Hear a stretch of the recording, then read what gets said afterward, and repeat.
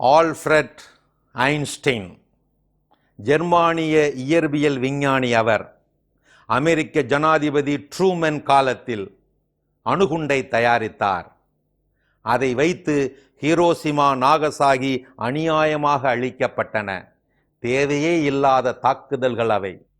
வழி வழியாய் நினைவுகூரும் வரலாற்று அழிவுகள் அவை. அதிர்ந்து போனார் ஐன்ஸ்டைன்.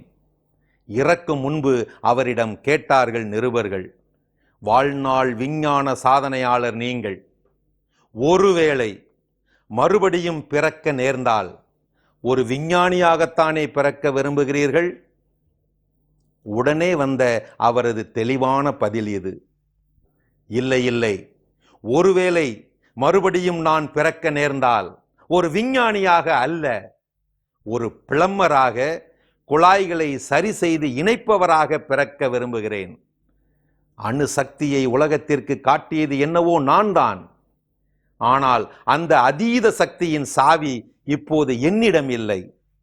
அது ஆட்சியாளர்களின் கைக்குள் சிக்கி சின்னாபின்னமாகி இருக்கிறது. காலம் போன கடைசியிலே இப்படி புலம்பிக் கொண்டிருந்தார் ஆல்ஃபர்ட் ஐன்ஸ்டைன். இந்த கண்டுபிடிப்பால் எனது மனம் வெகுவாகவே துன்புற்றுள்ளது. இந்த பூமியில் நான் ஒரு துன்புற்ற மனிதனாகவே சாகிறேன். அணுவை துளைத்து அண்டங்களை அழிக்க நினைக்கும் மனிதா, புத்தம் புதிய தூசி ஒன்றை உன்னால் படைத்து காட்ட முடியுமா? ஒரு நாட்டை வல்லரசாக்குவது அணு ஆயுத குவிப்பு அல்ல, மாறாக அன்பு அனுசரணை குவிப்பு.